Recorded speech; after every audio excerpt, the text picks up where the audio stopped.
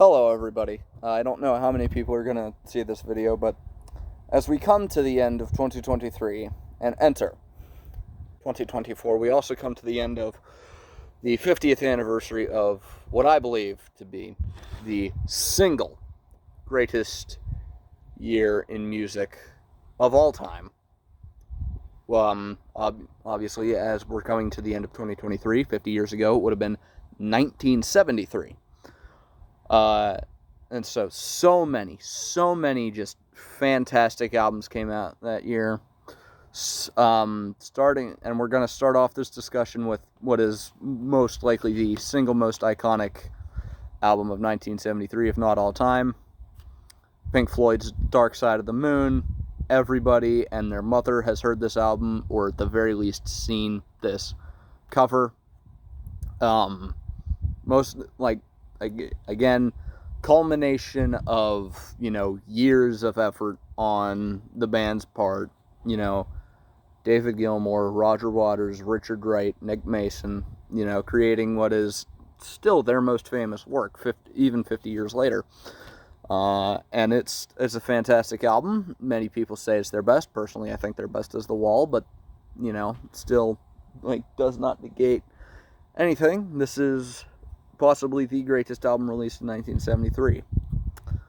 Next up, we have Genesis's Selling England by the Pound. This is when Peter Gabriel and Steve Hackett are absolutely 100% involved in the band, absolutely 100% involved in most everything.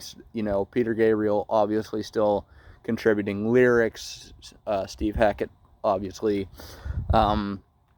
still contributing, many guitar licks, particularly, or many excellent guitar solos, particularly on Firth of Fifth. That is one of the most legendary guitar solos of all time. It's pretty damn good. And also, two tracks that are both well over 10 minutes. In fact, they're both 11 minutes. In fact, The Battle of Epping Forest, which a lot of people apparently shit on, I actually really, really like that song. It's damn near 12 minutes, just about 15 seconds off. And of course, you have The Cinema Show, which is a fantastic song, and it is admittedly better than, not Firth of Fifth. It is admittedly better than The Battle of Epping Forest. But even then, there's also, the opening track, Dancing with the Moonlit Night, which is where you get the lyrics that are the title of the album, which it runs at 8 minutes, and Firth of Fifth runs at 9.5 minutes, which is just fantastic. Number 3, this is not the last one I'm going to bring up in this video. It's just the last one that I happen to own on physical media, because I'm a teenager, I'm still in high school, I'm unemployed, so I don't have the income to just go out and, buy shit. You've got Brain Salad Surgery by Emerson, Lake and Palmer. Interestingly, the phrase brain salad surgery is what the band like to call a blowjob, and the first track on the album is a cover of a British religious hymn. But still, obviously this album has the very famous Carnival 9 suite, which is done in 3 impressions over the course of 4 tracks. That when you put the whole thing together, it's, a couple seconds under half an hour long. Carnival 9 First Impression Part 2, obviously being probably the most iconic song the band has ever made. If not for, maybe Lucky Man takes that spot, but, I'm going to go with First Impression Part 2. A lot of people forget about... Okay, whatever, buddy. A lot of people seem to forget about, Carnival 9 First Impression Part 1, which is, on its own 8 minutes of brilliance. But that's the last one I happen to own on physical media. and some of the albums I'm going to mention I have not heard, but I am aware of the bands and I've heard bits and pieces of over the years. But this next one I'm going to mention I have heard is Jethro Tull's "A Passion Play," which, very much like their previous album 1972's "Thick as a Brick." It is, two 20-minute songs that are essentially just the same song, because it's a Passion Play Part 1 and a Passion Play Part 2. Again, it's fantastic, not as excellent as Thick as a Brick, but it's still pretty damn good. Led Zeppelin had Houses of the Holy, stepping out of the prog genre for a little bit there. There are Houses of the Holy, which I believe contained The Ocean. You've got Leonard Skinner's. It's pronounced Leonard Skinnerd, which is where you get,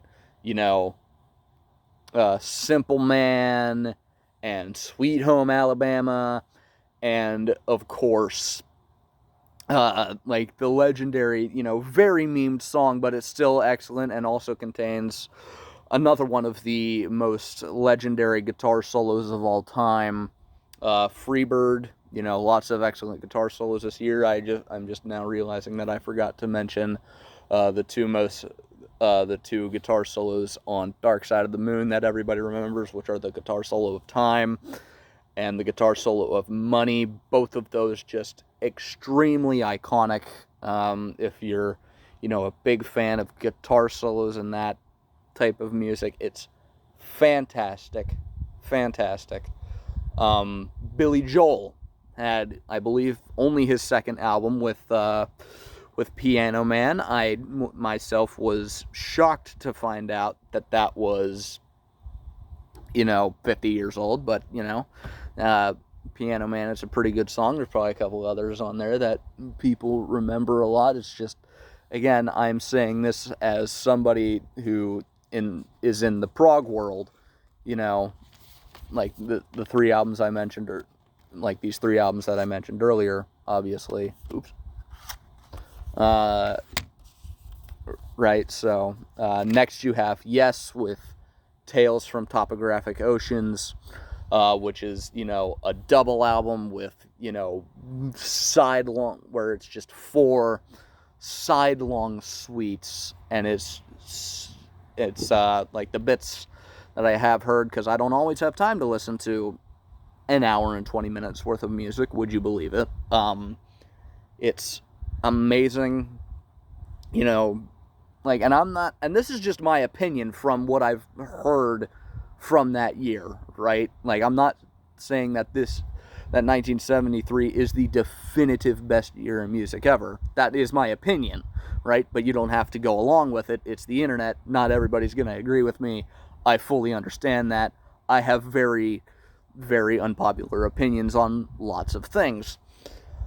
What else came out? I believe Frank Zappa had an album out. He's a weird dude. I like what I've heard. Haven't heard much, but I do like what I've heard. So I probably need to get into that a little bit more. Just so many amazing releases. I believe John Lennon had one out. Not a big fan of John Lennon, the man. Yeah, he's a talented musician, but he was also a socialist bastard, so that's not my particular, I'm not that particularly big a fan of the man. But just so much, stuff that I looked up a list of albums released in 1973, a little while ago. I believe released in 73 was also The Other Side of Peter Banks, a previous member of Yes. Just so good, so many fantastic albums, and there were many more fantastic albums the following year and in previous years. I might talk about excellent albums of other years come, down the line, maybe when we're at the 55th or 60th anniversaries of those years. But that's where I'm going to leave it. I know this has been borderline, well, I know some of this has been borderline incoherent, and a lot of it has seemed fairly uneducated, but that it's all right. You know, I'm only a teenager, only really figuring, you know, just starting to figure life out. You know, I'm an older teenager. I'm a senior in high school, but you know, I haven't been conflicted with realities of the world yet. But that's my opinions. That's my, you know, argument as for why 1973 was the greatest year in music. You know, arguably the final year of that first wave of prog. Like arguably everything went downhill after that, but it was not noticeable until the 80s, in my opinion. At the very least until 1978, that, you know, that music started, you know, to worsen in quality. But throughout, you know, the 70s, a lot of quality just went up and up and up and up and up. But that's where I'm gonna leave it. This video is likely not gonna do very well. A lot of people aren't really gonna care. I don't expect you to. But that's where I'm gonna leave it. Thank you all very much for watching. If you did watch this entire inane, almost 12-minute ramble, but see ya.